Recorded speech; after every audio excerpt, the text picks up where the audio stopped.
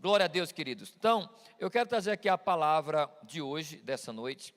Hoje pela manhã, nós estivemos aqui adorando, celebrando ao Senhor, no nosso culto de Santa Ceia, ok? E hoje nós falamos um pouco do povo de Israel, falamos um pouco de Moisés, e nós vamos continuar falando a respeito do povo de Israel, a respeito de Moisés. Eu creio que, biblicamente, a história do povo de Israel no Egito, saindo do Egito para o deserto, chegando na terra de Canaã, é a história que mais nos ensina a respeito de uma jornada como igreja. Que mais nos ensina? Um povo que era escravo, que foi liberto, que entra agora no deserto para ir, eles não foram para o deserto, eles foram para a terra prometida via deserto. Eles iam passar pelo deserto, eles não iam morar no deserto. Porém, sabemos que 40 anos durou aquela peregrinação, mas não era para durar 40 anos. Não era para durar. Alguns falam de 7 dias, outros falam de 40 dias. Mas a questão é que não era para ser 40 anos, era para ser muito menos tempo, muito menos tempo. Mas por que demorou tanto? Para você que conhece, você sabe, por causa da desobediência do povo. Porque o povo não estava preparado.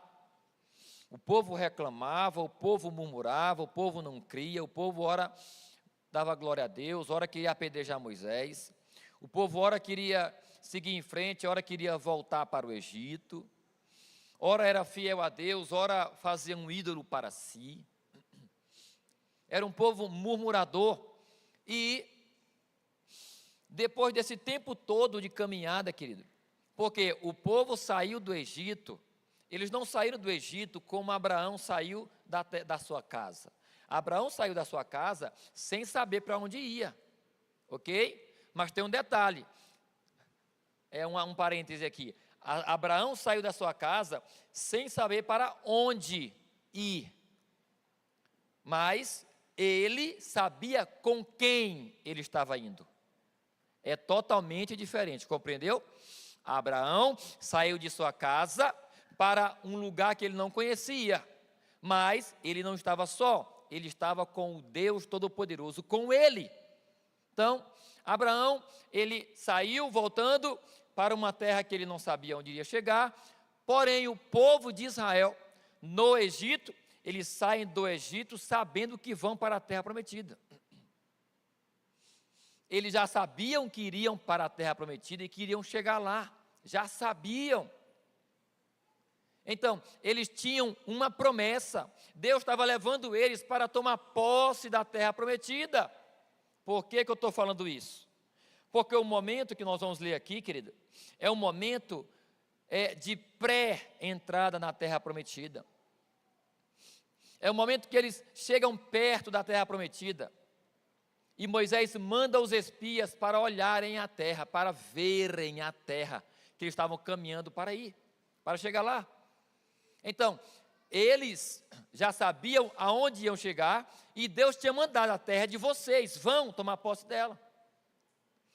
Porém, quando Moisés manda o povo, mais especificamente, quando ele manda 12 príncipes, um de cada tribo, 12 homens que foram espiar a terra. Esses homens, vamos ler aqui, vamos ler, não vou demorar demais. O texto que nós vamos ler vai explicar o que eu estou falando, né? Então, o versículo, capítulo 13, Números, versículo 17 em diante, ok? Olha o que o texto diz aí, ó.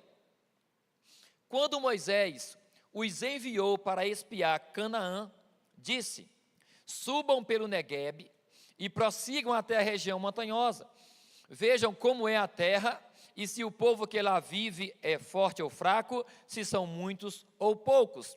Se a terra em que habitam é boa ou ruim, se as cidades em que vivem são cidades sem muros ou fortificadas, se o solo é fértil ou pobre, se existem ali árvores ou não, sejam corajosos, tragam alguns dos frutos da terra. Então, essa era a missão daqueles 12 homens. Eles iam olhar a terra, avistar a terra. Eles iam espionar e depois trazer notícias para Moisés, ok? Continuando. Era a época do início da colheita das uvas. Da colheita das uvas. Você consegue carregar um cacho de uva na mão? Sim ou não? Às vezes até 2, né? Ou 3. Mas aqui era diferente. A terra, como Deus diz, era tão maravilhosa, tão especial, tão fértil, que Deus, Ele determina e fala que aquela terra, ela mana leite e mel.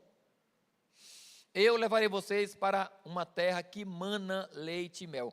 É uma forma figurada de falar, né, que a terra era muito, muito, muito boa, muito fértil. Ok? Voltando aqui, era a época do início da colheita das uvas.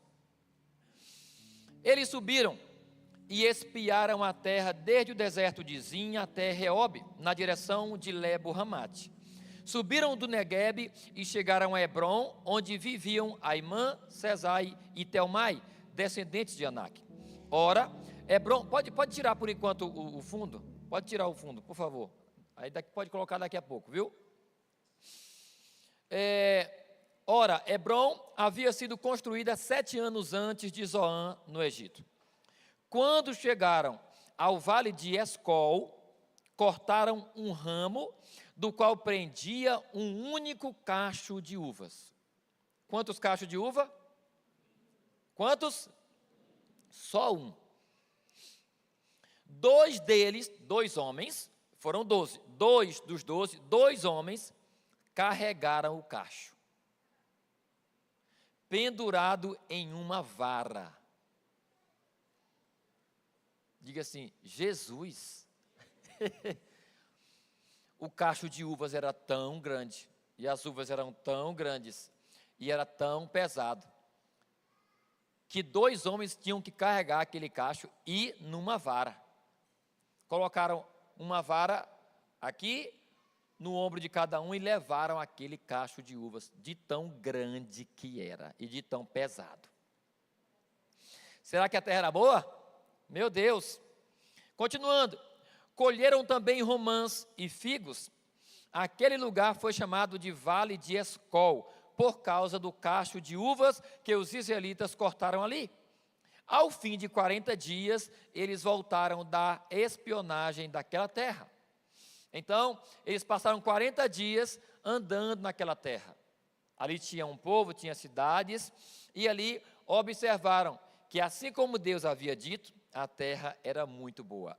E eles estavam não apenas voltando com um relatório na cabeça, mas com a prova de que a terra era muito boa, aquele cacho de uvas trazido por 2 homens.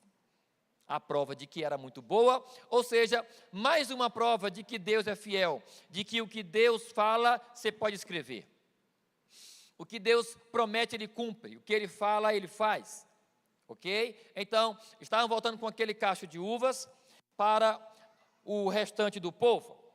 26. Eles retornaram a Moisés e a Arão e a toda a comunidade de Israel em Cádiz, no deserto de Parã, onde prestaram relatório a eles e a toda a comunidade de Israel e lhes mostraram os frutos da terra. Deram o seguinte relatório a Moisés: entramos na terra a qual tu nos enviaste, onde fluem leite e mel. Aqui estão alguns dos frutos dela. Contudo, diga assim, contudo. É tipo assim, ó. Olha, a terra mana leite e mel mesmo. A terra é muito boa mesmo. Olha aqui os frutos. Só há um problema. Contudo, o povo que lá vive é poderoso. E as cidades são fortificadas e muito grandes. Então, olha só, três definições. 3. O povo que lá vive é poderoso, cidades fortificadas e são muito grandes, muito numeroso o povo. E ainda a 4ª coisa, também vimos os Enaquins. eram descendentes de gigantes, não era gigante, mas eram homens de grande estatura. Os amalequitas vivem no Neguebe, os hititas, os jebuseus e os amorreus vivem na região montanhosa, os cananeus vivem perto do mar e junto ao Jordão. Ou seja, a essa altura, o povo já estava tremendo de medo. Tremendo de medo.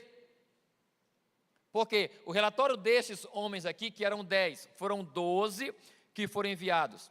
10 deram esse relatório aqui. Olha, a terra é boa, como você está vendo, está aí esse cacho de uva.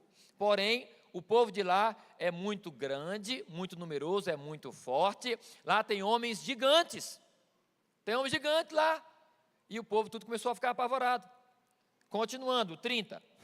Então, Caleb, um dos 12, então Caleb fez o povo calar-se diante de Moisés e disse: subamos e tomemos posse da terra, porque certamente conseguiremos fazer isso. Os homens que tinham ido com ele, porém, disseram: não podemos atacar aquele povo, é mais forte do que nós. Eles espalharam entre os israelitas um relatório negativo acerca daquela terra que havia espiado. Eles disseram: a terra que percorremos para espiar devora os que nela vivem. Todos os que vimos são de grande estatura. Vimos também os defilins, isto é, os anaquins, diante de quem parecíamos gafanhotos. Aqui já é exagero, né? É porque é o seguinte, querido, quando você não crê, quando você não tem fé, e quando além de você não crer, além de você não ter fé, está cheio de medo, você se vê como um Zé Ninguém. A pouca força, se você tiver, que você tem, já não vale mais nada. A habilidade que você tem já não vale mais nada. E aqui, eles estavam ali, tocados, cheios de medo, e disseram: olha, nós diante deles parecemos gafanhotos. É impossível. Era esse o relatório deles. Continuando. Isto é, os anaquins, diante de quem parecíamos gafanhotos, aos nossos olhos e aos deles. 14. Naquela noite, toda a comunidade começou a chorar em alta voz. Olha só o que aconteceu de verdade com o relatório daqueles homens. Lembrando para você o seguinte: Deus disse: a terra é de vocês. Então a vitória já era certa, querido. Lembrando que, como foi que aquele povo saiu do Egito, gente? 10 milagres que Deus fez, as 10 pragas. É por isso que eu ouso afirmar que no comparativo em relação à história cristã, uma jornada cristã, uma vida cristã, essa história do povo de Israel saindo do Egito, indo para a terra prometida, é a que mais se assemelha. Quantas e quantas vezes nós queremos desistir da nossa caminhada com Deus, sendo que Deus já nos garantiu a vitória, Ele já nos garantiu a vitória, e quantas experiências nós já tivemos com Deus, mas vez por outra queremos desistir, vez por outra queremos o mundo de novo, vez por outra queremos isso e aquilo do mundo, vez por outra, fulano tal desviou, fulano tal está desviado, fulano tal estava sentado do seu lado domingo passado, não está mais. Quantos desistem?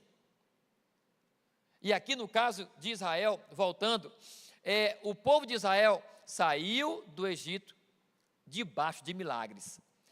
E depois das 10 pragas ali, que foram poderes manifestos por Deus e tal, milagres operados por Deus ali, logo diante do Mar Vermelho, mais outro milagre, gente do céu. Deus abriu o mar para eles passar. Deus abriu o mar. O que era esse povo diante do Mar Vermelho aberto e o povo passando a pé enxuto? Por que a expressão pé enxuto? Porque uma terra, se ali a água é rasa, um exemplo assim, e tu, sei lá, de alguma forma tu afasta aquela água, não sei e tal, a terra fica molhada, sim ou não? E ali era o mar. E ali Deus abriu o mar e a terra ficou seca. Tem esse detalhe. Não foi só atravessar. A terra ficou seca, a terra não ficou molhada, a pé enxuto. Deus operou mais esse milagre, e vários outros, e vários milagres. Mas o povo estava ainda, nesse momento, já quase no final da jornada. Depois de tantos milagres, ainda estavam incrédulos. Em sua grande maioria. E só pelo relatório. 10 falaram negativamente, mas 2, que foi Josué e Caleb, eles falaram positivamente, porém, tinha um diferencial. Os 10 espias que prestaram relatório negativo, eles estavam fechados, coração incrédulo. E Josué e Caleb estavam cheios de fé. Homens cheios de fé, eles fazem a diferença no ambiente. Homens e mulheres cheios de fé, fazem a diferença numa família. Homens e mulheres cheios de fé, fazem a diferença numa igreja, fazem a diferença numa cidade, fazem a diferença numa empresa, fazem a diferença na sua geração. Homens de fé fazem a diferença em sua geração. São homens de fé. E aqui Josué e Caleb estavam cheios de fé. Mas o povo preferiu ouvir os incrédulos, ao ponto de chorarem. Naquela noite, toda a comunidade começou a chorar. Não foi só chorar, lamentando ali, foi em alta voz. Em alta voz. Todos, versículo 2, todos os israelitas queixaram-se de Moisés e de Arão. E toda a comunidade lhes disse: quem dera tivéssemos morrido no Egito. Mais uma vez querendo fazer menção do Egito, um lugar de escravidão.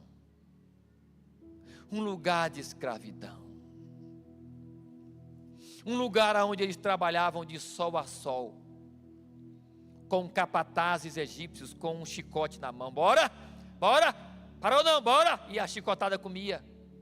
Queriam voltar para lá. Isso acontece de vez em quando com alguns crentes que estão caminhando com o Senhor e de vez em quando sentem saudade do mundo. E eles chegaram chorando, e eles chegaram sobrecarregados, chegaram agonizando, e se converteram e disseram: oh meu Deus, obrigado, queria eu ter nascido já dessa forma, queria eu ter me convertido antes, demorou demais. Mas aí o tempo vai passando, ele vai desanimando, e vez por outra ele está falando bem do mundo, vez por outra tu ouve que ele está no aniversário mundano, vez por outra tu vê que ele está no meio, desde de vir para a igreja, para estar no meio do povo do mundo, já está romantizando de novo. É igual o povo aqui de Israel. Quem dera tivesse morrido no Egito ou no deserto, porque o Senhor está nos trazendo para esta terra, só para não deixar cair a espada. Olha só o alvoroço. As nossas mulheres e os nossos filhos serão tomados como despojo de guerra. Não seria melhor voltar para o Egito? Nunca voltar para o mundo vai ser a melhor opção. Nunca voltar para o mundo vai ser a melhor opção. Você que já caminha com o Senhor, como eu falei hoje de manhã, eu vi o testemunho de um rapaz dizendo: hoje completa 365 dias, ou seja, um ano, que eu estou livre da cocaína. Hoje já fazem 365 dias que eu não preciso mais recorrer à cocaína, porque Jesus me libertou. Está completando um ano. Aqui no caso em questão, esse povo já tinha passado quase 40 anos caminhando com o Senhor, na liberdade do Senhor, na intimidade com o Senhor, e ainda estavam pensando e querendo voltar para o Egito. O mundo nunca será a sua melhor opção, querido. Nunca volte para o mundo. Nunca. Continuando. Disseram uns aos outros: escolheremos um líder e voltaremos para o Egito. Olha só o que eles estavam planejando. Escolheremos um líder e voltaremos para o Egito. Bora voltar. Tipo assim, ó, esse Moisés aí, deixa para lá. Esse Moisés aqui era o mesmo Moisés que eles viam na sua tenda. Saindo da sua tenda, Moisés ia caminhando, a nuvem do Senhor ia acompanhando Moisés. Moisés parava na tenda do encontro, fora do arraial. A nuvem parava ali. Esse mesmo Moisés poderoso, que o rosto dele brilhava. O rosto dele brilhava tanto que em um dado momento teve que botar um véu. Esse mesmo Moisés, cheio do poder de Deus, era o Moisés que eles estavam agora: tu não presta mais para nada, tu não serve mais para ser nosso líder não, vamos escolher outro agora e vamos voltar para o Egito. Olha a incredulidade daquele povo. Versículo 5. Então Moisés e Arão prostraram-se com o rosto em terra diante de toda a assembleia dos israelitas. Josué, filho de Num, e Calebe, filho de Jefoné, os quais estavam entre os que haviam espiado a terra, rasgaram as suas vestes e disseram a toda a comunidade dos israelitas: a terra que percorremos para espiar é excelente. Se o Senhor se agradar de nós, Ele nos fará entrar nessa terra onde fluem leite e mel e a dará a nós. Apenas não se rebelem contra o Senhor, nem tenham medo do povo da terra, porque nós os devoraremos como se fosse pão. Eis a diferença de um homem cheio de fé. Homens cheios de fé fazem a diferença. Fazem a diferença. E ele continua dizendo: a proteção deles se foi, mas o Senhor está conosco, não tenha medo deles. Mas diga assim, ó, querido, mas a incredulidade era tão grande. Ó, só na minha leitura aqui você deu vontade de aplaudir, foi ou não foi? Porque isso mexe com você, sim ou não? Mas mesmo depois disso, imagine na hora lá, nós estamos aqui, milhares de anos depois, né? Só lendo a gente se empolga, ciência de fé, né? Imagine se nós estivéssemos lá naquele dia, ok? Mas mesmo assim, o que aquele povo fez? Versículo 10: mesmo assim, mesmo depois dessa fala de Josué e Calebe, mesmo assim, a comunidade toda falou em apedrejá-los.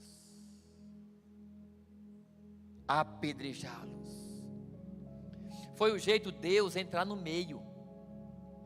A dureza era tão grande. Abrindo parêntese, reflita você que ainda não entregou sua vida a Jesus, até onde você vai com a dureza do seu coração? E para você que já converteu, mas está afastado, é um pé na igreja e outro no mundo, até quando vai a dureza do seu coração? Até quando vai? Mesmo assim, a comunidade toda falou em apedrejá-los. Um momento de glória, um momento de poder, mas o povo não sentiu nada de Deus, não sentiu nada. Reflita você mesmo, o que você sente ao entrar na igreja? O que você sente na hora do louvor? O que você sente numa hora dessa da pregação? O que você está sentindo? Você acredita que você tem que responder a Deus? Você acredita que você tem que se arrepender dos seus pecados? Ou mudar em alguma coisa que você precisa mudar? Ou você não sente nada? Aquele povo não sentiu nada.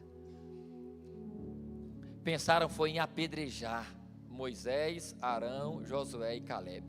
Vamos matar esses homens meio. Eles não estão falando corra com corra não. Que negócio é esse, rapaz? e tal, né? Deus teve que intervir. Olha o que aconteceu. 10 de novo. Mesmo assim, a comunidade toda falou em apedrejá-los. Então a glória do Senhor apareceu a todos os israelitas na tenda do encontro. Deus apareceu naquela hora para impedir que Moisés, Arão, Josué e Caleb fossem apedrejados, de tão duro que era o coração do povo. Meu Deus. Versículo 11. O Senhor disse a Moisés: até quando este povo me tratará com desprezo? Querido, não foi Moisés dizendo, porque o povo não falou contra Moisés, contra Deus. O povo se dirigiu a Moisés, a Arão, a Josué e a Caleb. Mas aqui é outro ensinamento para você. Um homem de Deus, uma mulher de Deus, levantados por Deus, quando você fala contra eles, você fala contra Deus. Quando você persegue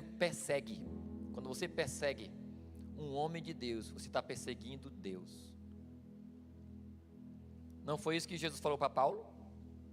Antes Saulo, não foi isso? Saulo, recebendo cartas de seus superiores, de autorização para, caso encontrasse no caminho de Damasco, prendesse os que seguiam a Jesus. No caminho, no seu cavalo, ele tem um encontro com Jesus, sim ou não? Ali ao meio-dia, uma luz brilha. A luz é tão forte que ele fica cego. Imagina só, meio-dia, a claridade do sol, é muito, sim ou não? Sim, muito, ainda mais naquela região lá de Israel, no deserto.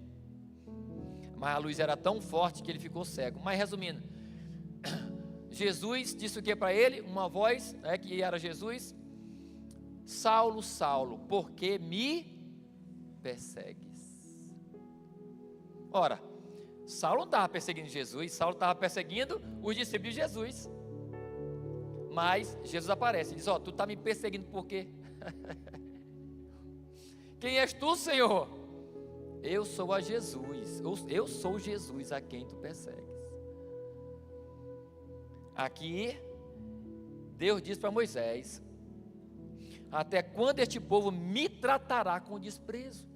Estavam tratando Moisés, Arão, Josué e Caleb com desprezo, mas estavam tratando era Deus com desprezo, estavam desprezando era Deus. Até quando este povo me tratará com desprezo? Até quando se recusará a crer em mim, apesar de todos os sinais que realizei entre eles? É Deus falando: Moisés, esse povo é muito incrédulo, mesmo depois de tudo que eu fiz por eles. Eu os ferirei com praga e os deserdarei, mas farei de você uma nação maior e mais forte do que eles. Então os egípcios ouvirão. Eu vou pular isso aqui. Vamos pular aqui para o versículo 20. O Senhor respondeu: eu o perdoo conforme você pediu. Moisés intercedeu para o povo, pelo povo. Deus queria destruir o povo, mas Moisés intercedeu por eles. Outro entendimento: um homem de Deus, uma mulher de Deus, homens verdadeiros, mulheres de Deus verdadeiras, não retribuem o mal com o mal. O que o povo queria fazer com eles? Apedrejar, não foi? Eles queriam matar Moisés. E quando Deus disse: eu vou matar eles então, Moisés. Aí Moisés disse: não mata não, Senhor. Moisés intercedeu por eles. Mais uma vez, versículo 20, o Senhor respondeu: eu o perdoo conforme você pediu. No entanto, tão certo como eu vivo, e tão certo como a glória do Senhor enche toda a terra, nenhum dos que viram a minha glória e os sinais milagrosos que realizei no Egito e no deserto, e me puseram à prova e me desobedeceram 10 vezes. Deus dá conta. Me desobedeceram 10 vezes. Nenhum deles chegará a ver a terra que prometi sob juramento aos seus antepassados. Ninguém que me tratou com desprezo haverá. aqui é onde mora o perigo. Ouça você, querido. Aqui é a mensagem da vida do ser humano. Eu não estou dando uma palestra motivacional aqui. Eu estou falando a palavra da vida do homem, do ser humano. O povo brincou demais com Deus. O povo desprezou demais a Deus. O povo fez assim, não. Mais de 10 vezes. E a consequência qual foi? O impedimento de entrar na terra prometida. A terra prometida, aqui nesse contexto, ela simboliza e tipifica o céu para nós hoje. A terra prometida, hoje, é o céu. O mundo é o deserto. Moisés, Arão, Josué e Caleb são os pastores e líderes. Deus é o mesmo. Porém, a questão é: você tem tratado a Deus com desprezo? Tenha cuidado. O desprezo resulta na não entrada na terra prometida. E o que é isso? Eles morreram no deserto. Ou seja, é a separação eterna de Deus. Aquele que despreza, aquele que rejeita a Deus, e Deus contou 10 vezes. Quantas vezes você já rejeitou Deus? Quantas vezes você já desprezou Deus? Desprezar é não querer. Tem várias formas de não querer. Forma desrespeitosa, forma elegante e tudo mais, mas rejeitar, desprezar, a mesma coisa. Cuidado. Aqui foi o limite. Aqui foi o limite. Vou ler de novo o versículo 23. Nenhum deles chegará a ver a terra que prometi sob juramento aos seus antepassados. Ninguém que me tratou com desprezo haverá. Ao meu servo Caleb, porém, que tem mostrado um espírito diferente e me segue com integridade, eu o farei entrar na terra em que esteve, e os seus descendentes a herdarão. E os seus descendentes a herdarão. Aplauda a palavra em nome de Jesus.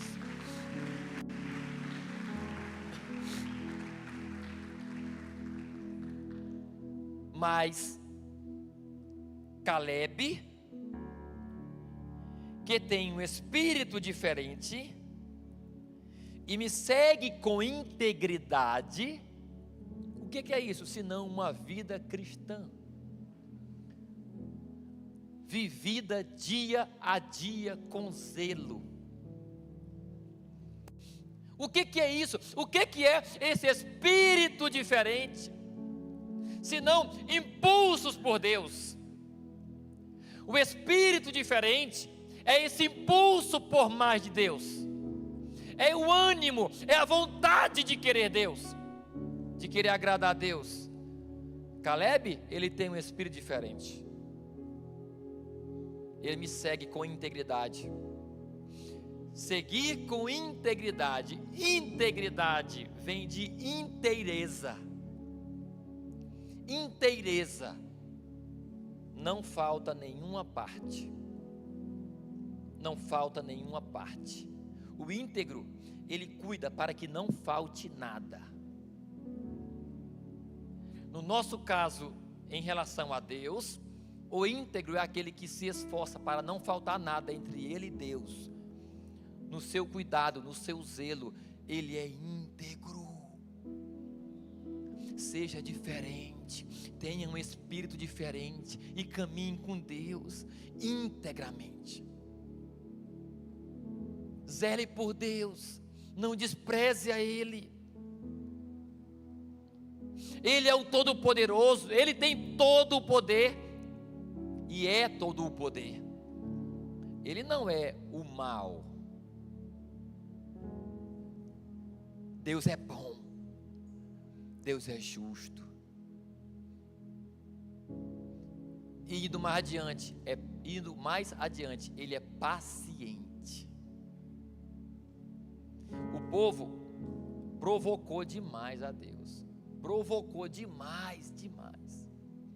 Mas chegou na tampa. E já aqui encerrando, mas chegou na tampa. O que é esse chegar na tampa? É o fim do tempo para cada um. Você se lembra quando você tinha 10 anos e queria completar 15? Lembra, pastor Daniel? Quando tu queria completar 15 anos, quando tu queria completar 18 para ser maior de idade, quando queria completar 20, quando queria completar 30, quando queria completar 40, né? Você que já tem 50 aí, lembra? Das suas precipitações, e queria comprar isso, e comprar aquilo e tudo mais. Você já fez tudo isso, já comprou, já vendeu, já está aí no final da sua vida. O que eu quero dizer? O tempo passou. E o tempo passa para todo mundo. Vai chegar o dia que vai findar. E depois do findar, depois do encher a tampa, e aí o que será? E aí o que será? Eles estavam no fim da linha. Eles estavam no fim da linha. A grande maioria morreram no deserto. A grande maioria não entrou na terra prometida. Não entraram, querido. Desperta tu que dormes. Desperta tu que dormes.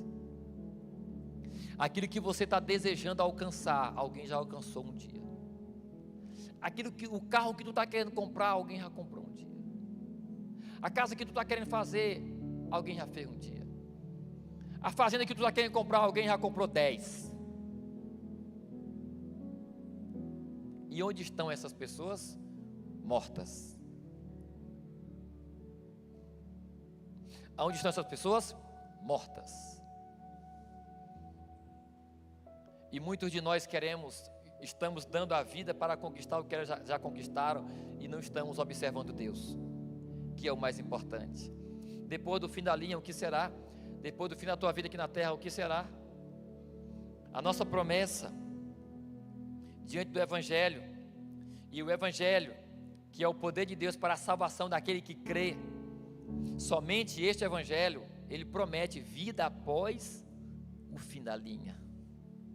Somente o Evangelho promete vida após encher a tampa.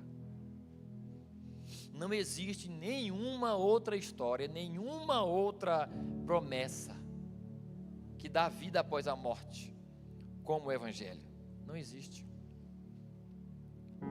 Então, reflita, não seja como os israelitas na época de Moisés.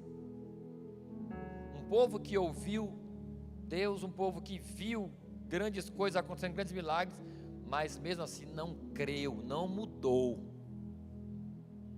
Querido, creia em nome de Jesus. Deus quer que você creia, para o seu bem e para a alegria dEle. Para o seu bem e para a alegria dEle. Coloca a mão no coração e diga assim: Deus quer que eu creia para o meu bem e para a alegria dEle. Deus quer que você creia. Quem recebe a palavra? Aplauda o Senhor em nome de Jesus. Vamos colocar de pé nessa hora. Glória a Deus. Aleluia.